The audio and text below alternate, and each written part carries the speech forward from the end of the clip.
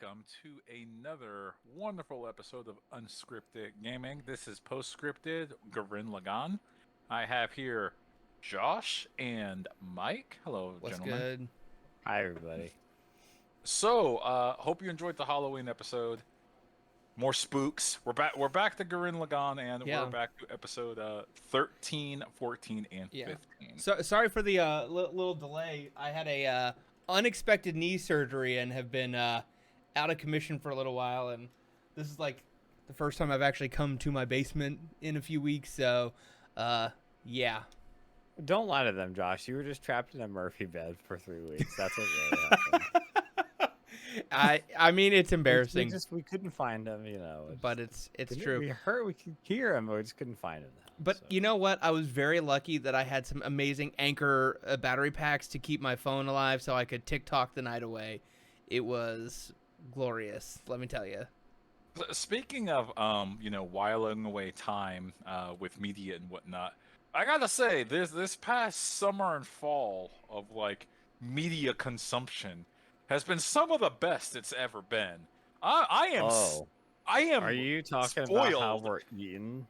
Right? He is talking about the venerable Love is Blind season 3, just twists and turns, we need to drama all over the place. I think we have to hijack this Gurren Lagann podcast because there is. we are feasting. I have given the wife an ultimatum.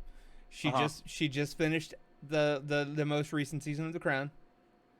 Okay. She's got 1 week to start Andor with me. If she does not, I venture alone. I mean, I think that's fair. It's in tomorrow, as of the recording of this episode. Tomorrow is the last episode of this season. I am going to go feral.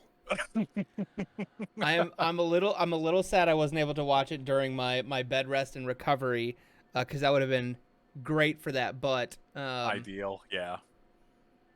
It is, just to get it out of the way, it is some of the best sci-fi I've seen in a long time, and I say this without trepidation. I don't know if it's my favorite sci-fi television show, but I am struggling to name something higher. I am. I think it's hard pressed to say. It's like you kind of look. I look at the things that you have that have the Star Wars name on them, and you. It's really good. It's really better good. than just about any other piece of media that has the name Star Wars on it. I do want to so argue good, with man. you. I'm tempted to argue with you and say, like, Empire Strikes Back is that good, but Empire Strikes Back needs A New Hope to exist. And A New Hope is good, but it's not Andor good. It's just not. Yeah, well, and I think a lot of people kind of have like there's a lot of reverence for all that stuff when George Lucas has less reverence for it than a lot of the fans do these days. 100%. Like, oh yeah, Absolutely. I just made this because I liked watching Flash Gordon when I was a kid, and this is that. Yeah. That's what this is. This is that, and that's it. So anyway, we're talking about episodes 13, 14, and 15, and as always, there will be spoilers abound. So if you have not watched the episodes yet, make sure you watch them first before you listen to our discussion about Gurren Lagann, the giant robot anime we are talking about, guys. I do want to say, Cassian motherfucking Andor. there is a giant robot anime I'm also watching. It's Mobile Suit Gundam: The Witch from Mercury. And if you guys like giant robot animes after watching Gurren Lagann, you should watch this one as well, because it does something different. It is the first Gundam with an all-female pilot that I'm aware of. I'm pretty sure it is the first one. And it also starts off with them being in, like, an open lesbian marriage. And it's like, finally, Gundam. Progressive Gundam. All right, let's talk about a non-progressive show. Let's talk about the manliest. Women commit war crimes too. It's about time. That's what Lizzo's been saying all summer. It's about damn time. That's what we were talking about. It's about damn time. In a minute, I'm gonna need a female pilot to go out and kill some people. Gaslight, gatekeep, girl boss, Gundam. The forbidden fourth G. I'm sorry. I'm so sorry. Josh, you gonna be okay? I'm gonna spit my drink out. Oh my god. He's not gonna make it. I'm sorry. Oh gee. Okay, let's talk about episode 13. The new Gundam is named Hurricane Katrina. Okay, we have to focus. I swear we have to at some point. What happened at the very beginning of the show, gentlemen? It starts off with food. It starts off with food, and it starts off with, according to my notes, Everybody hungry. once again, questionable framing shots of Yoko. I can't stress this enough. This show is so horny. Two of my first notes. First off, I noticed that Simone's voice had changed a little bit. You know, in his little awakening, he's kind of pitched down a bit. But my two first notes after that are hormones and bubes. Bubes. Bubes. BEWBS. Yep. Yeah. Oh, Yeah. It's a lot. It's, you know what? At this point, I'm starting to become desensitized to it. It's just an annoyance. That We just already kind of happens. talked about it. Just a reminder. Just like, yep, still sucks. Yeah, that still Still sucks. just anime being anime, and But let's talk about Nia. She wants to do something on the Dai Gunzen because she's like, Which is now an airship. It just trucking along. Wait, did they steal the air coil from the? Isn't that this episode? I think that? this Or is the is it- episode where it like. Okay, this where is the episode. it There's just a learns big how to flying ship hoop. on its way. Yes.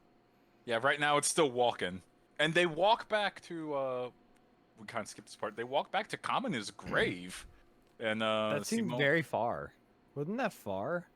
That is very far, yeah. But they make a point of it. They're like, yeah, we have to do this. We had to make a stop back there, and I think that's why Josh pointed out like why Simone's voice got like deeper. I think it was to represent, at least to me, the way I read it, like, hey, he's finally moved on. He's said his piece. He's seen his bro one last time, and hopefully he's clearly growing as a character. He's no longer pining for Big Bro. I thought that was kind of cool. The show's kind of cool sometimes. And then Nia wants to do something on Dai Gunzen because she's not participating. She's watching everyone else bust their ass, and she's like, well, I should do something. Simone says, no, you shouldn't do anything. You're a princess. Your job is to like sit here, be pretty. She says, no, I want to do something. And she remembers that, oh yeah, people like to eat food. I can cook food. And before she can actually cook a good meal that everyone can eat, because everyone's like thirsty for Nia's cooking, something happens. I'm gonna have to go to the wiki to refresh myself, because it's been like a week since I watched it. But something happens. Well, that's when all the flying ships start to come in and attack. And, Dai Gunten, yeah. And And it's very fabulous. Commander Saitomander. Best Very fabulous. Best name of all the generals, I think, or Saitomandre, whatever, something like that. But yes, and then in this scene where the they start yeeting all the allied gunmen into the sky to try and get him, I was like, you know what? Gurren Lagann is basically just Samus's power suit. First off, he uses a grapple drill to like just jank onto something, and then he's like, oh hey, look, there's a flying engine. I'm just gonna take it and absorb it into my suit, and now it's a power that I have. That was really cool. As I said to Mike at the very beginning, whenever they encounter a problem, the mech just gets bigger. And now it can fly. Yeah, I thought this like combat sequence with like the flight was actually like all really cool. Yeah. It gets kind of bad because they drop a fucking shit ton of Yeah. bombs on Yes. the ship. It's like, This fight is not going well. At one point, I said, Yeah. "R.I.P. Black Sisters." I thought they got toasted. wow. Rip them. Again, yes. anime, just really being anime there. Yeah. Mm-mm-mm. Keaton is talking that mad shit on top of that Gunson. I thought that was funny. Yeah, I think I like Keaton's gunman, the little star-looking thing, so much because its mouth is so obnoxious looking. Yeah, Whenever his it is talks. great. I love his. It's like, it's great. I think I think I've mentioned it like 2 episodes ago. One of my favorite little factoids about this mecha is the mouth moving in sync with the character's voice. I think that's great. It's very weird, wonderful. and I forget about it every time until I'm like, oh, watching it again. I'm like, oh yeah, but it is kind of like fun. Like it's stylized, but I like it. We All right, also so get what happens Yoko piloting in this episode, yeah. which is interesting. Yeah, She's because inside the big Rossiu, mouth. yeah, Rossiu is under the weather, so Yoko is helping. And then right as the tide is starting to turn in this battle, Yoko goes outside and is trying to shoot things with her gun. I'm like, Yoko, why are you outside? Stay in the gunman. All Yoko know is big gun, and Go bang. that's what she does. Even though she's inside of a mech, it's not big gun. Oh, Mike, you might have noticed this, or at least appreciated it. When she's inside the big mouth part, the Gurren part of Gurren Lagann, and she powers up, it forms a little Yoko symbol across all the Yep. the visual Yeah. displays.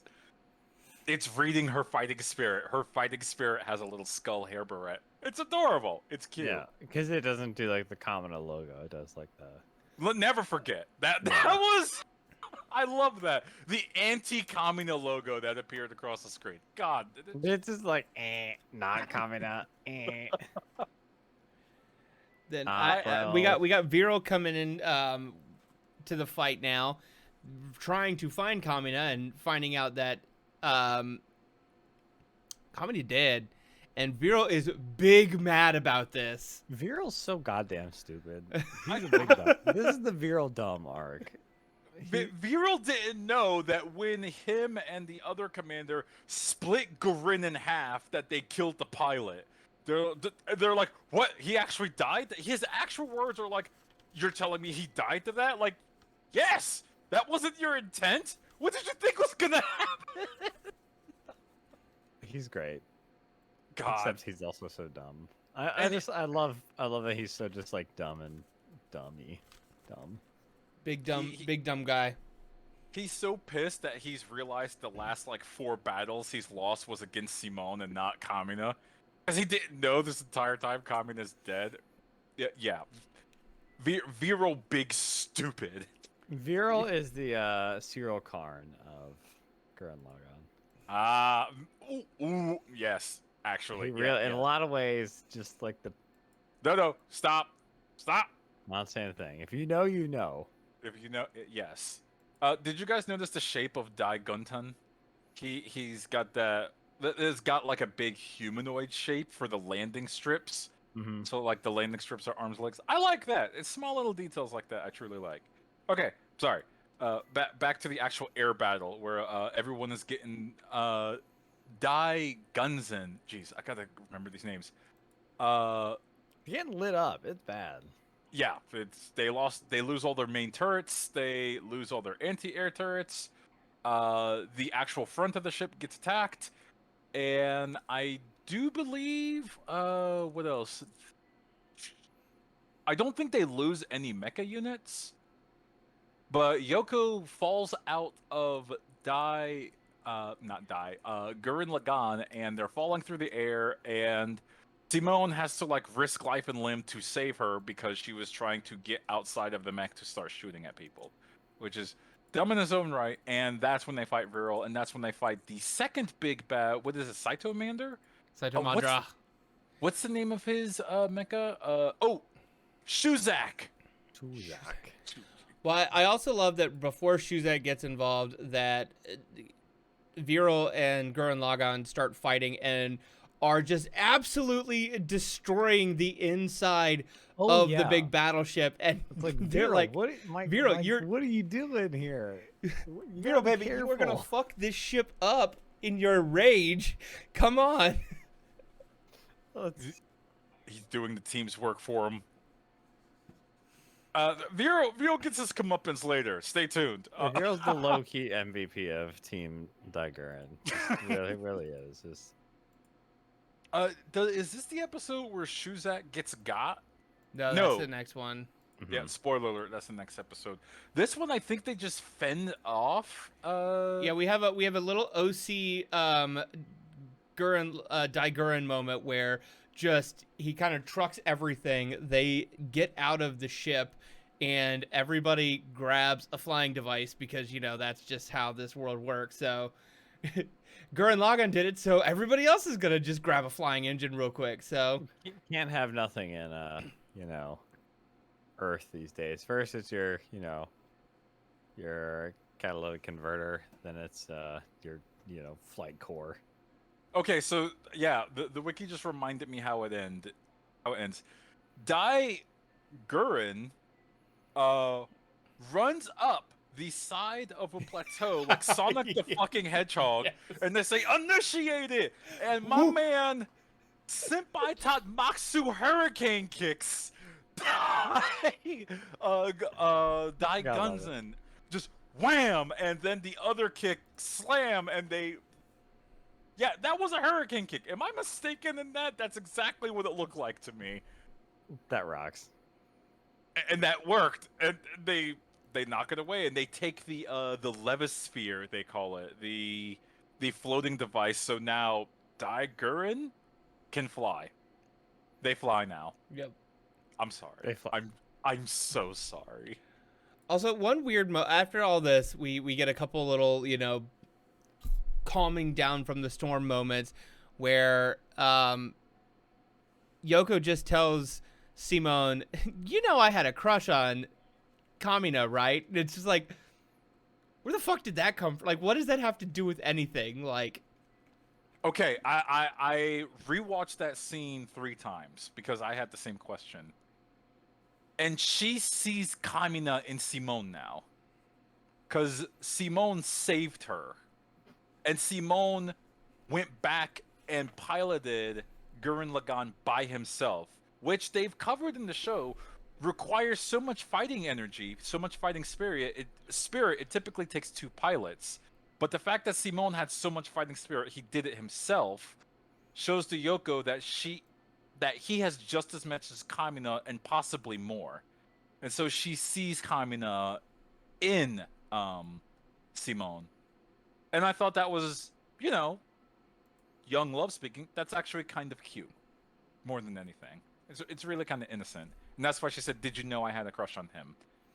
But unless she's going there, like, you know what? And now I'm ready to take you to Pound Town, like, because you are, you're like Daddy Kamina. Like, what the fuck is the like? Look, okay, another mecha trope. Ding. Problematic age gaps. They're back, folks. Okay, so Simone, even though he's short, actually 14. Yoko, 14. Kamina, 18. I think the scales have rebalanced a tiny bit. Yoko and Simone, not actually problematic in terms of like just teen love. Like, yeah, that one. Not that they are. Not that she is necessarily like saying, "Oh, Daddy Simone, you are the one now," but like, no, it's cute. Also Rossio, Simone, love-wise, he's got his thing now.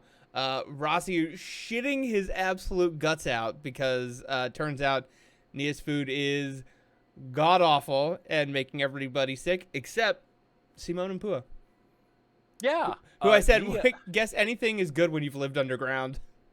Yeah. Oh, yeah, I forgot my other note. Buta just go ahead and climbs into Yoko's cleavage and just stays there for like half of the episode. Completely forgot about that. I think I previously established that Buta was a little freak. And Buta is peak little freak. He's an absolute little freako and continues to be so. I like Buta. He's so great. I don't think he's not a nasty little guy, To No. be clear, I think he's a little freak. That is true. I like the differentiation there. I think if he was like even like a touch nastier though, we'd be close to like full on Salacious Crumb territory. Like, No. just to like keep track of these things. No, Buta gives them fighting spirit. He's okay. I like Buta. Hey, his He's a tail little guy. saved the day one day, so you know. Yeah. He did rip off his ass and give it to Carmen and Simone to eat. Like, look, you can't just like, it's 2022. Things are different these days. You can't just like jump at me and be like, "Eat my ass." I'm like, no, thank you. That's not how this works. Does it make you feel better? It grew back? I guess pig moles Sort of. have regenerating asses? I'm not trying to eat pig mole ass, man. I'm trying How do you know if you it tried got them it? to win the battle. Yeah, You I know what mean, I'm saying? You gotta It get gave them a lot of But- fighting spirit. Oink, oink, oink, oink. the things I would do for fighting spirit, I guess. Oh God. You guys But we want to talk about the we get one. Yeah, we get one little yeah, we get a snippet here lore with drop. the We get a lore with drop. the Spiral King and Viral, who gets summoned to his chambers for Mhm. little tongue lashing there. Viral King. Spiral King, Vi- Viral the- King. Viral Spiral. The Viral Spiral. Yeah. The Spiral King is not too happy, and Viral's asking about if humans really are inferior to beastmen. To which the Spiral King's like, no, fuck you. You guys No, are actually the inferior idiot. ones, you dumbasses. Yeah, you guys have to sleep once every like 10 years for how long? Just to be able to live. Like humans don't have to do that. You are imperfect beings, and you are idiots. Yeah, Yeah, so and kinda then he does dumb. like the little and we get our taste of like the Spiral King doing like his little spiral magic because he like pulls out his hand and like that seems bad. That's not That's- foreboding at all. That's kind of cool though. It's that tip off. Like, look, Simone and Kamina aren't the only ones that could do that. Yeah. Spiral King has spiral powers, whatever that is. All right, let's go to episode 14, which is a banger. Damn, this one's a banger. It just starts out fighting. I remember in the episode, it's just like they just go into it. They're fighting. They're in a battle. Oh wait, this is the episode where they visit Kamina's. Yeah, they No, is this the episode where they visit Kamina's barrel, or was it the one before? I think it looks like it was this one. Okay, yeah. Is this the one where his voice gets deeper then? I thought it got deeper at the burial. Or was Josh right and it was the episode before? Either way, one of us is right. Josh, I'm going to give it to you. You're probably right. Aha. Nah. Go me. But yeah, I think it's like they're just immediately constantly fighting Dai Gunzen, or because they keep doing like they keep attacking the royal city, which is that giant spiral location, Teplin. Yeah, I think they say like in the beginning there's like a little text that this is like the Battle of Tepelin Day 6.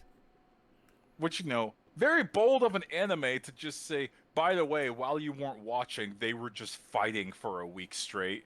It's like, maybe show don't tell. I'm not sure. I'm not an expert at this. I would have loved to see some of that. But I get it. You got 26 episodes. Work with what you got. And I think the episode makes it very clear, they're running out of resources, they're running out of time, they're kind of losing.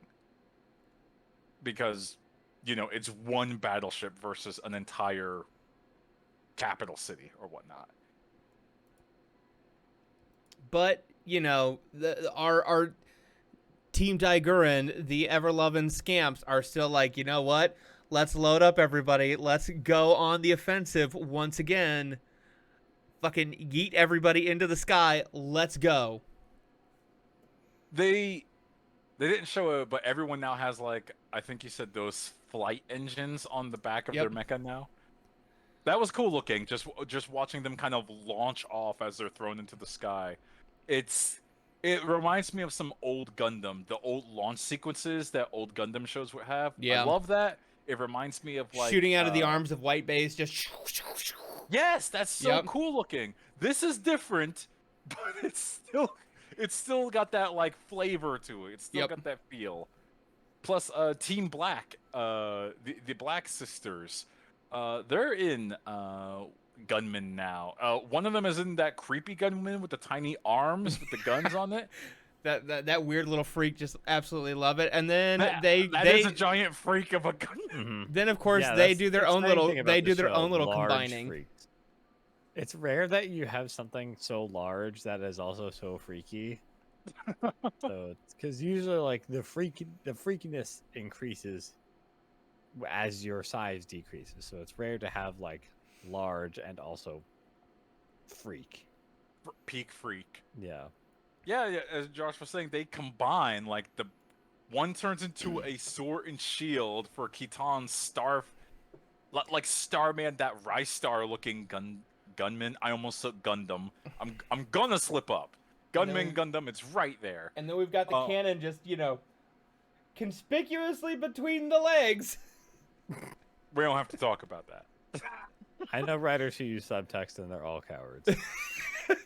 This show is very much masculinity, manliness.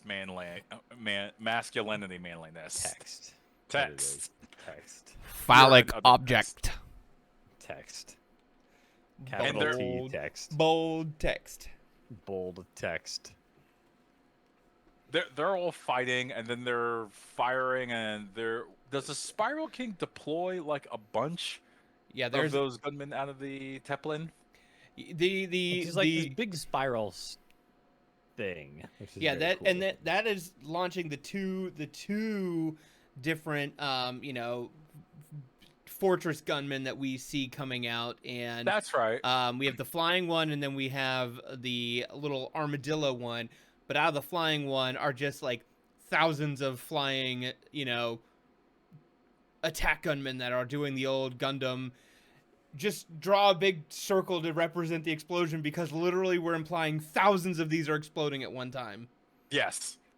Oh, Gundo, the little armadillo-looking giant gunman fortress. The Beyblade guy. Yes.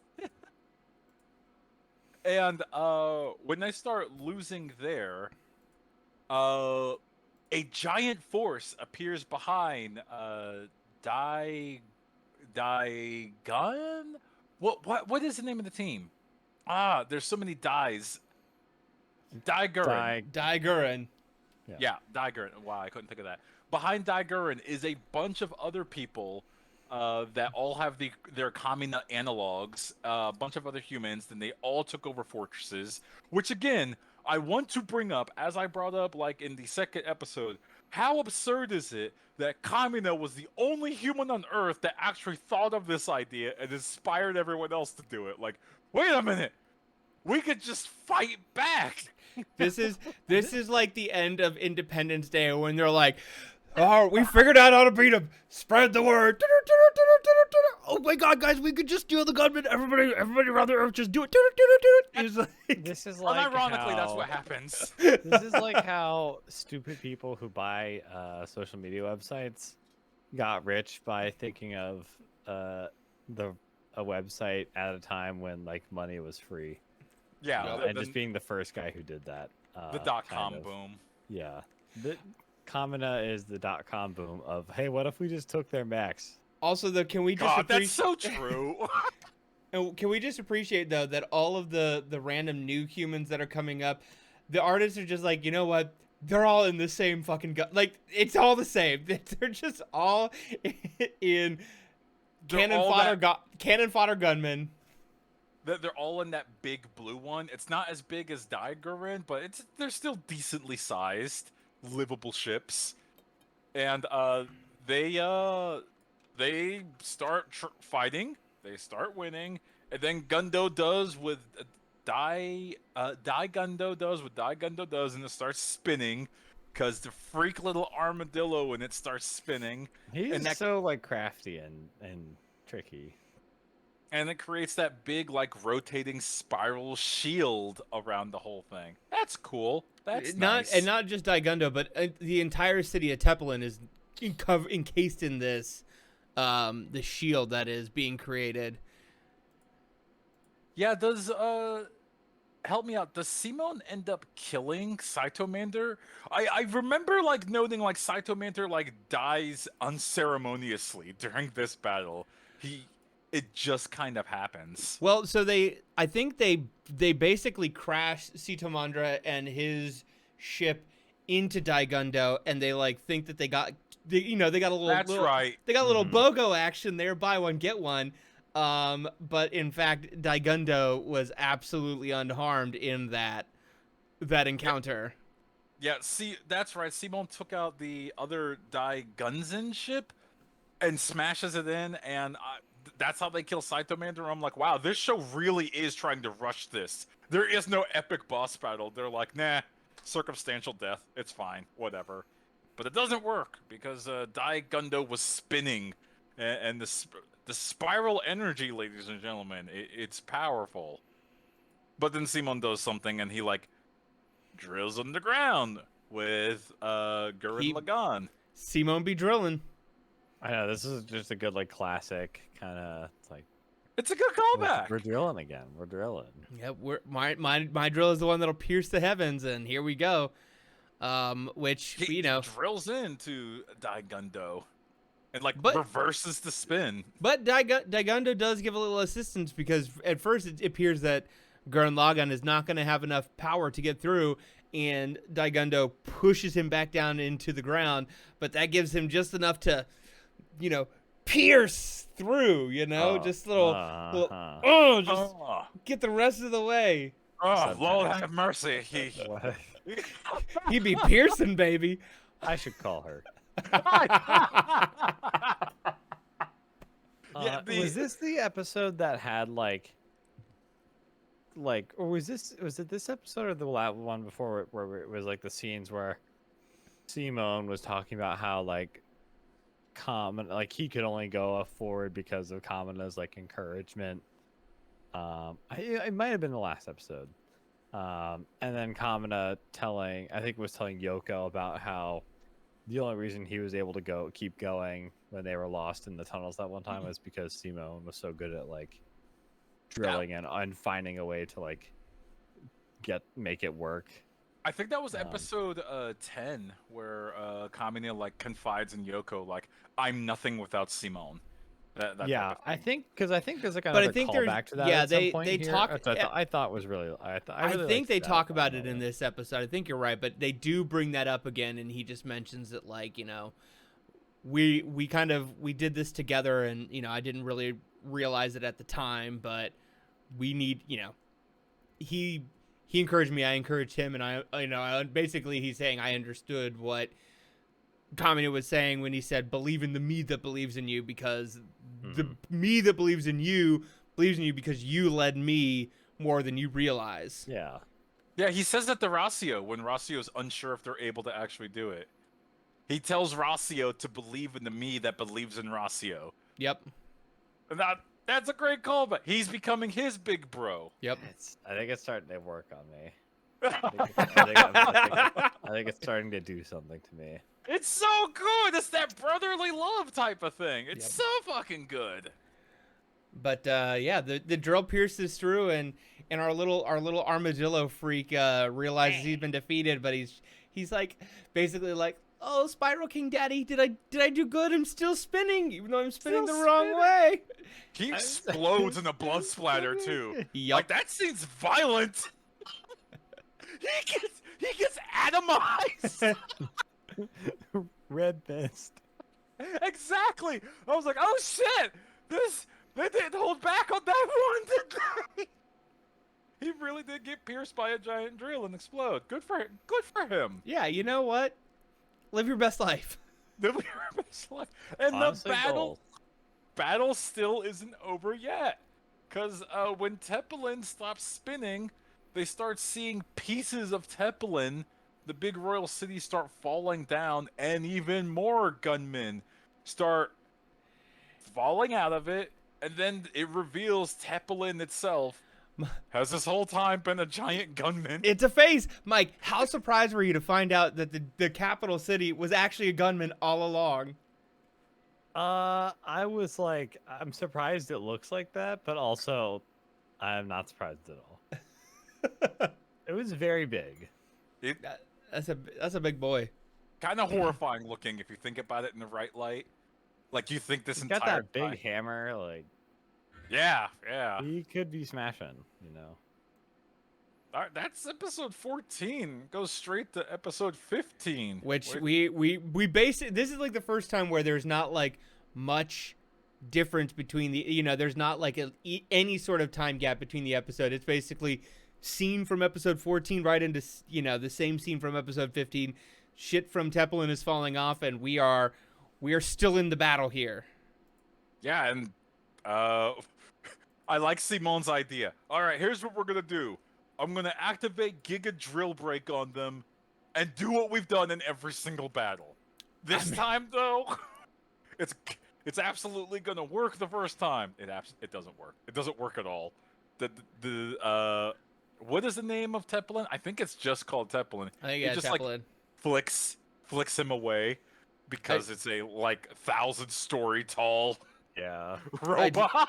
I do love the Spiral King's command chamber. He's basically got his throne room there at the top of Tepelin, and he's not in a traditional pilot of a gunman sense, but he still has control over this entire city. So he's just sitting there, doing his little Spiral King lean, and finally is like, pathetic bitch, and flicks Gurren Lagann away. I like that. Very anime villain. Love a good anime villain. What was it?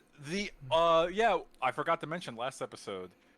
We forgot to mention rather. All those people from before, all those humans before with all their other small little battleships, half of them died because they just kind of sacrificed themselves to try to penetrate that spinning shield. So there's half of them left. They got that boom boom pow. They got that suicidal energy is what they. Yeah. Kamina would be proud. Damn straight, absolutely. But the other half of them start attacking the left side of Tepelin, while on the right side, Team Daigerin, who is going to live, because, one, they're a different color, two, they're the heroes. So, you, cannon fodder, this way, us, we're going this way. And on the right side, they penetrate, and Gurren Lagann goes into the royal chamber. And, Simone and I think it is Rossio also in there. They get to look upon the Spiral King, and he's got the Ganondorf build. Well, don't forget before we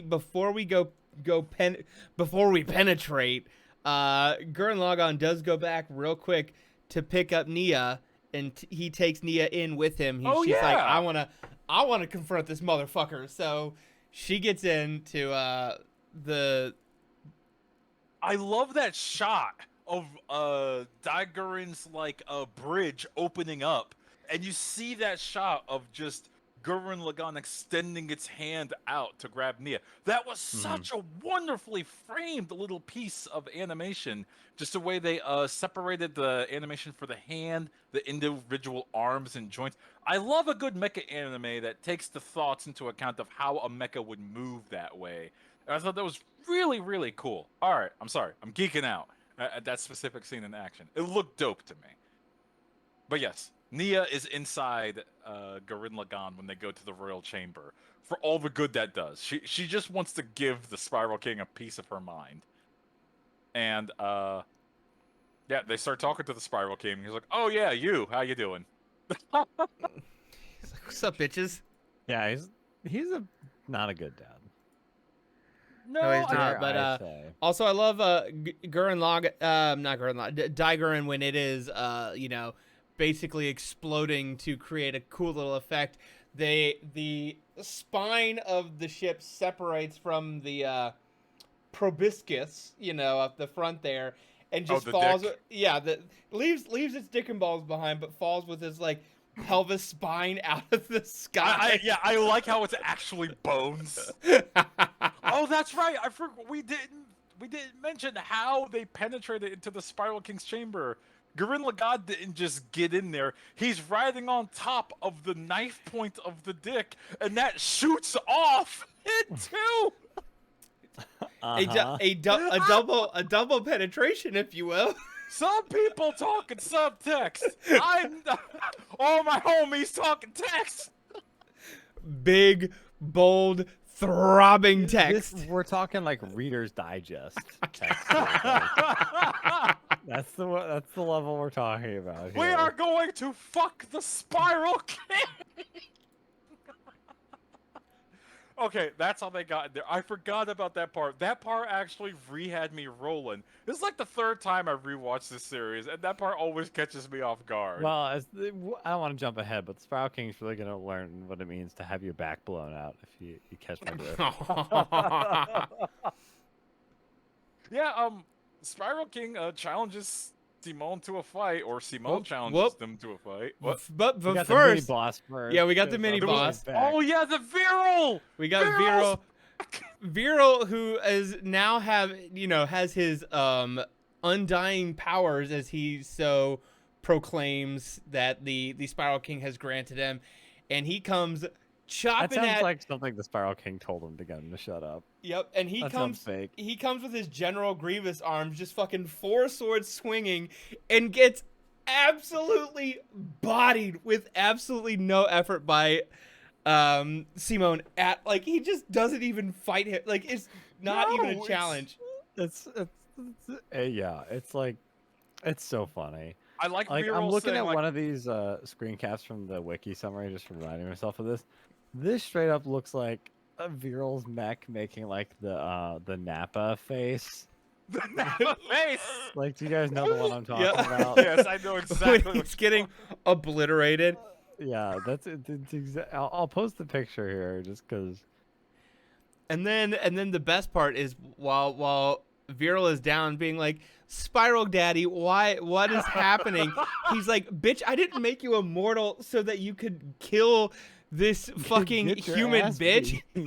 I did it so you can tell everybody how fucking big my dick is for the remainder of time.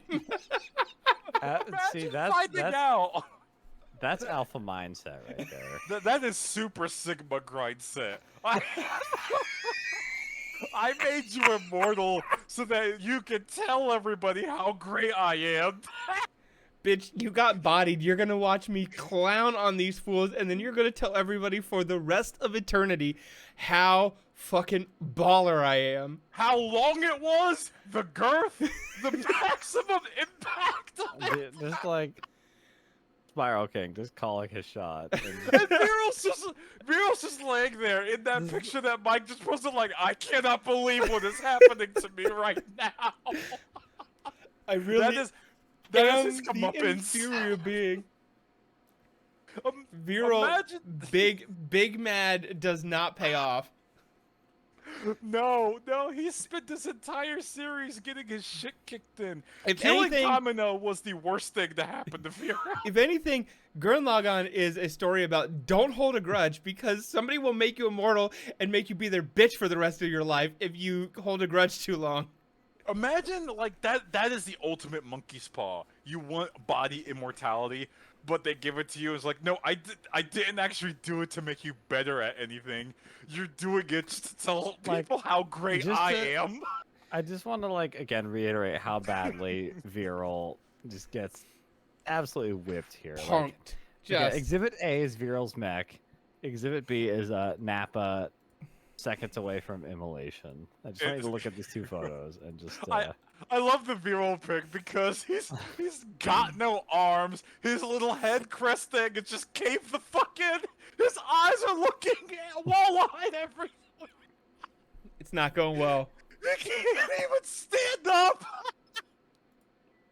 And that's after like a 1 minute fight. After 1 minute, you looking like that. Tap out. Get out of there. You're done. Throw in the towel. And that is the face his mech is making as Spiral King tells him why he's immortal. He's beat up, got no girlfriend, got no Kamina, got no mech, and now you live forever for the dumbest reason. Oh, I love it. perfect virile comeuppance. Oh, and then there's this picture from the wiki that I'll post in chat of Viral's face as he realizes his fate is technically a fate worse than death. God, I love it. Okay.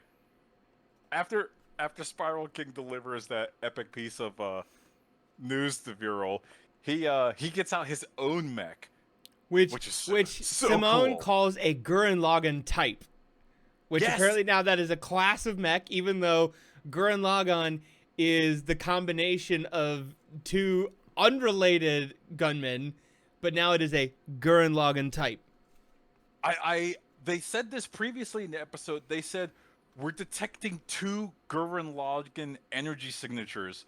One of them is inside Teplin. Yep. And then he activates his mech, Lazungan or Lazungan, yes. Lazungan. Oh, I take those when I throw the sword. Gurren Lagann, I told Mike this. It just means crimson face. Lazungan means something face. Oh, I just looked it up. Spiral face, which makes sense. He's the Spiral King. Also, like the scary tail thing he has is like very cool. That is so cool.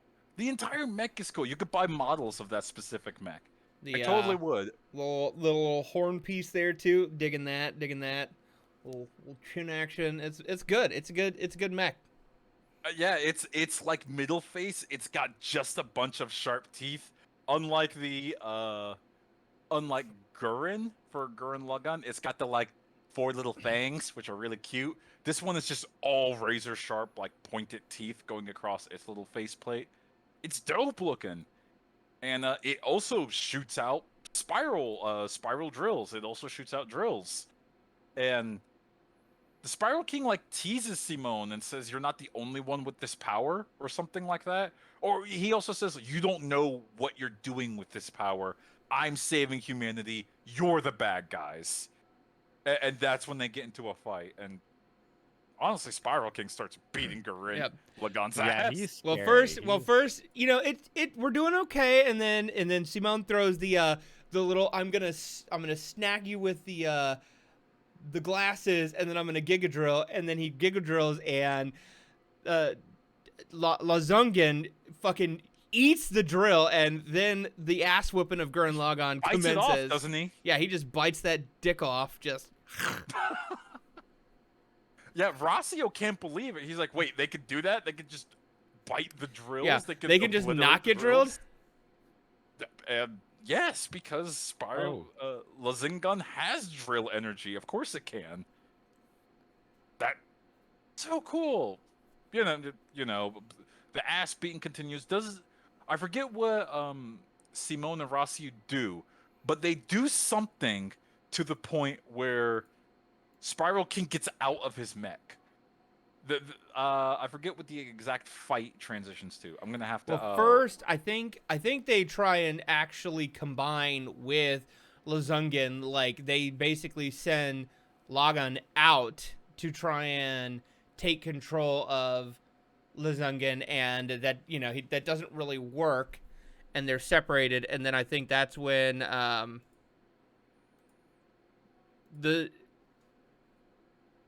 they try a reverse drill break because after they like the head part of Gurren Lagann, the Lagann part flies off, and he starts making fun of him, saying like, "You're just a Lagann. I am the full set. You're not gonna beat."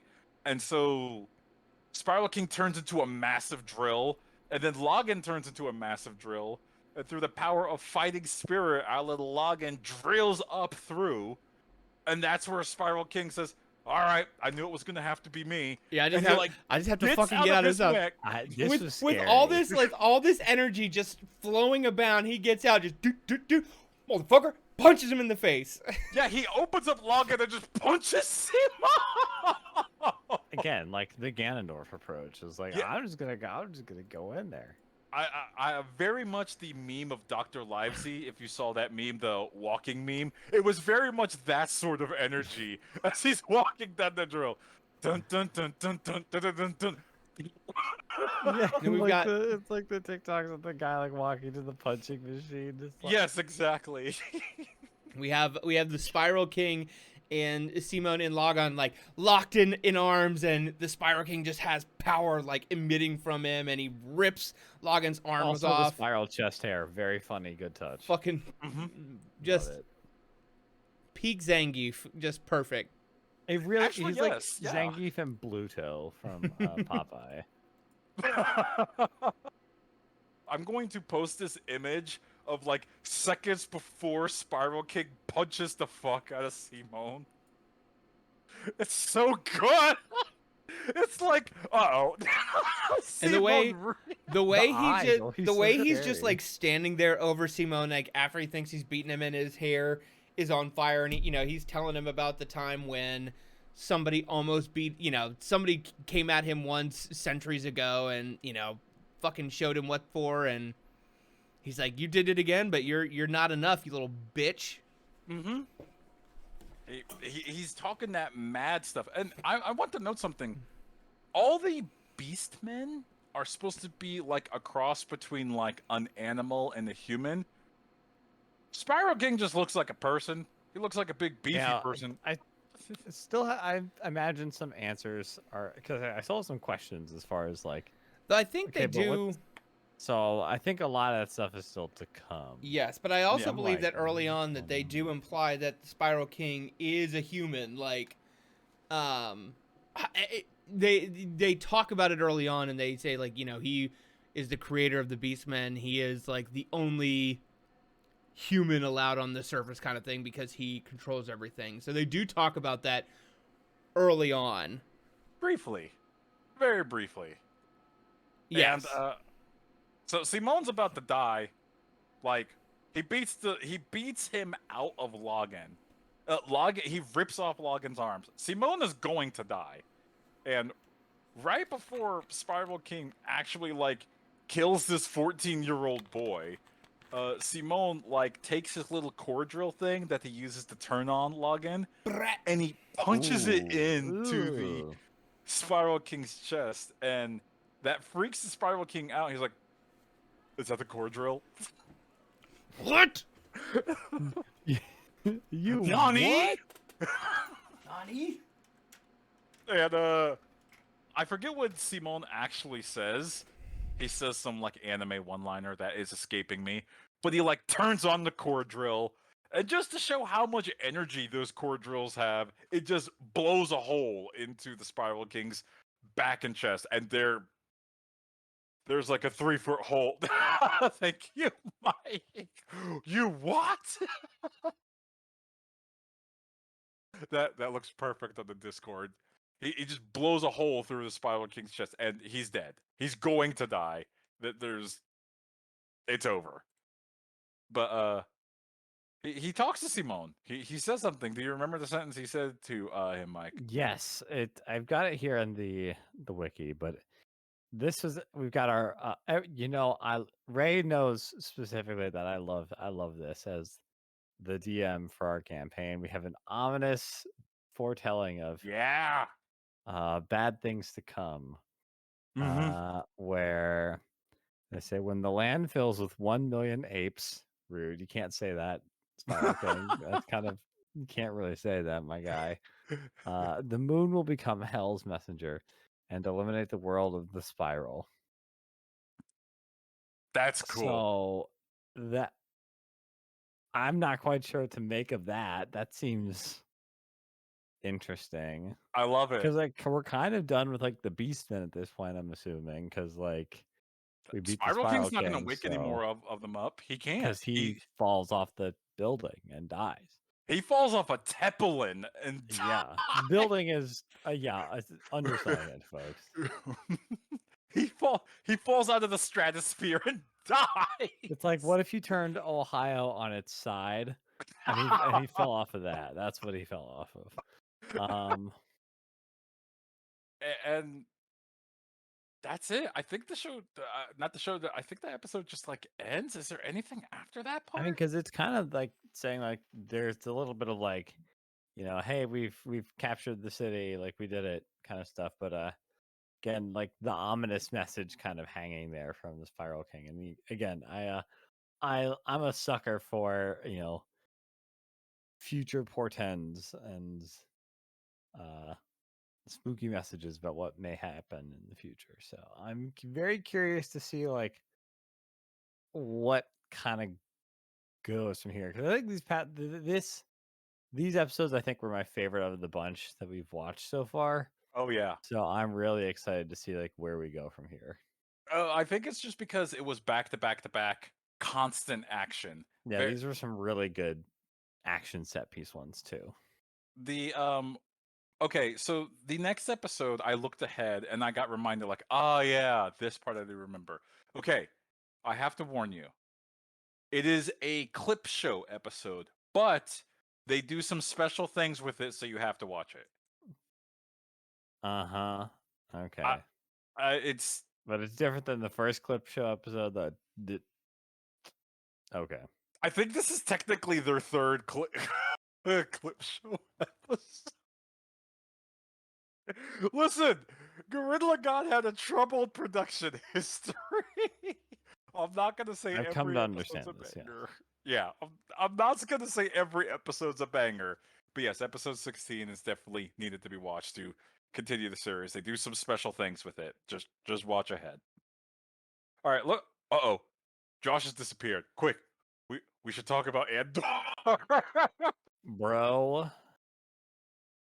Like, If you, real quick before we talk about Andor, while we're waiting for Josh to get back, if you guys are also watching other anime while you're watching Gurren Lagann, you should watch Chainsaw Man. Shut up, Mike. It's so goddamn good. Damn, is it good? I know what you're thinking right now. What is Chainsaw Man? What does this have to do with mecha? Nothing. If you want to watch a comedy horror anime about someone that turns into a monster that has a chainsaw on their head and a chainsaw in each of their arms, and the wild misadventures that this person goes on, you, you will find no better type of like. Don't watch it if you're not into horror. I will say this: it does get extremely dark, like really, really bloody and dark. Mike, one day you will have to watch it, and I've read the entire manga. It's so good. And I'm watching the anime, and it's so great reliving a lot of these moments and seeing them in animation action because there's a lot of framing being done to it. But yes, highly advised. All right, sorry. On to Andor Watch 2022.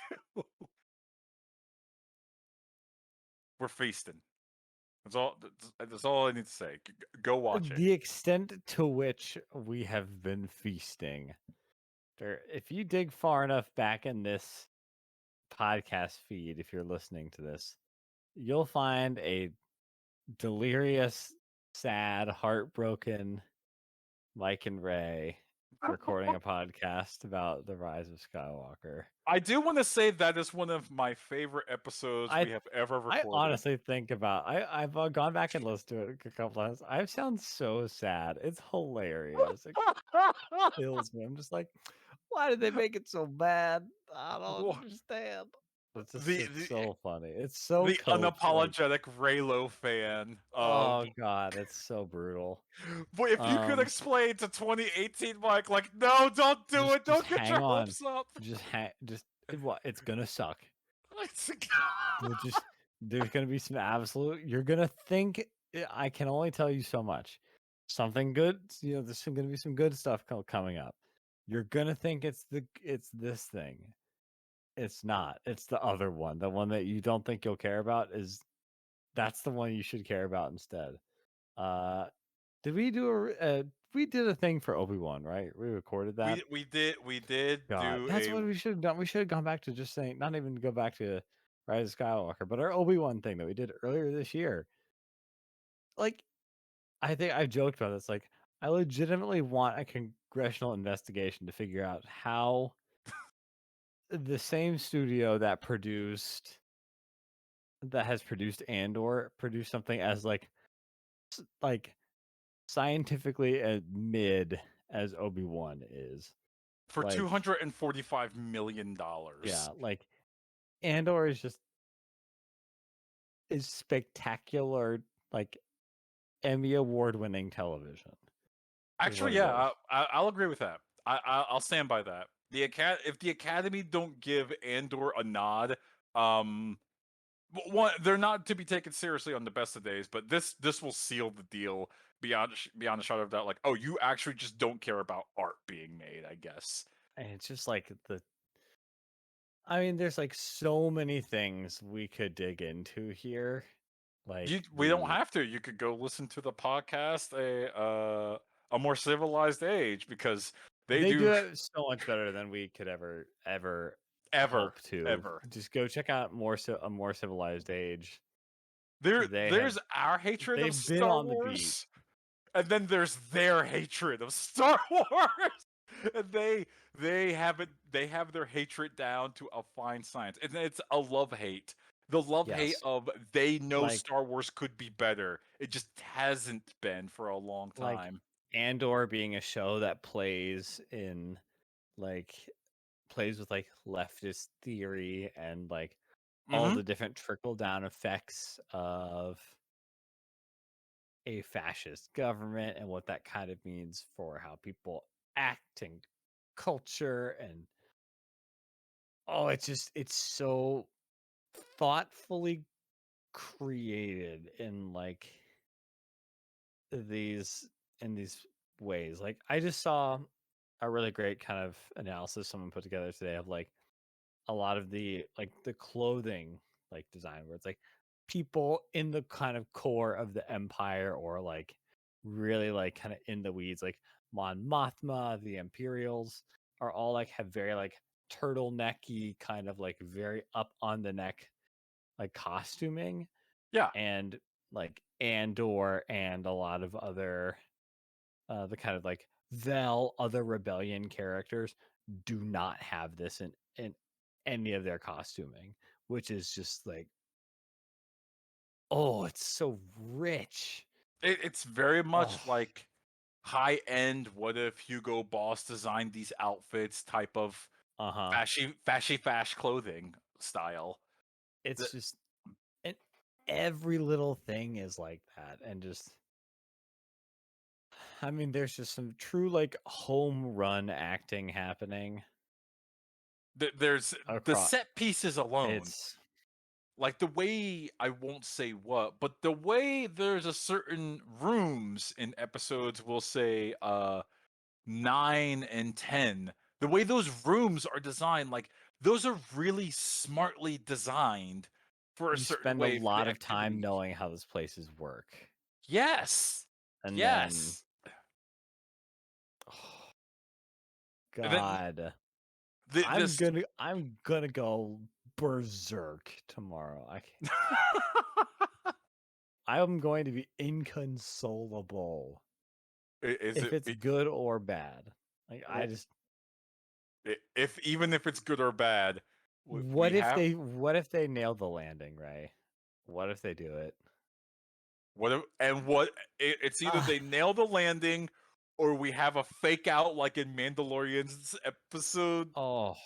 The last episode where like Red 5 comes in and it's me looking at the TV going, "Don't do this. You're better than this. Please don't do this." They're not better than it though. And that's what some people, that's what's the fun that it's like, and that's what some people, that's like all they want from Star Wars. Like that's it. They're like, oh, that's the guy from the thing I like. The member berries coming back. It's just like, no, you don't. Yeah, it's like our sweet theory boy said, you do not, oppression outpaces our ability to understand it. You see the metal hand come out of the robe and you see the green lightsaber and it's just me in the corner like, stop! Stop! You don't have to do this! If you clapped when that happened, you are oppressed and you do not understand it yet, but I will free you. We will free you on this podcast. Oh, it happened. I do know. Just DM me on my Twitter. I'll send you some literature. The good literature, the good stuff. We'll talk. I do want to say for those people that did the Jedi actually had it coming. It's 100%, 1,000%. If there's anything that George Lucas did not stick the landing on, it was his very clear message in the prequels that the Jedi were also bad guys. They were just a different type of bad guy. But that landing, he like 3 out of 10 that landing. He like did like the pummel horse pole vault, and he like broke his ankle on the way. He would have won the competition had he nailed it, but he wanged his nuts right on the bar, like you said. Josh, we were just Star Wars stalling here. Yeah, I said I like how I step away for a few minutes to tend to baby, and I come back, and somehow we have gotten back into the Star Wars talk. And... we literally said Josh is gone, talk and talk. Exactly what we did. So if you want to go back and listen to this recording, you can. But yes, we finished out the last episode, so we could probably close out. Josh, do you want to do your closeout spiel? Oh my God, no! But you know what? If you want to hear my closeout spiel, you know where you can find it. God damn it! Unscriptedgaming.com. You can find links to everywhere we are on the internet. You can find all of our YouTube for our different shows. You can find our Facebook Unscripted Game Podcast. We're on Twitter for the moment at unscript_gaming until that goes down in a flaming pile of dog shit. You can get us on all of the major streaming platforms: Apple, Google, Stitcher, SoundCloud, and Spotify. Thank you for listening to Unscripted Gaming. My name is Josh. My name is Ray. My name is Mike. Peace.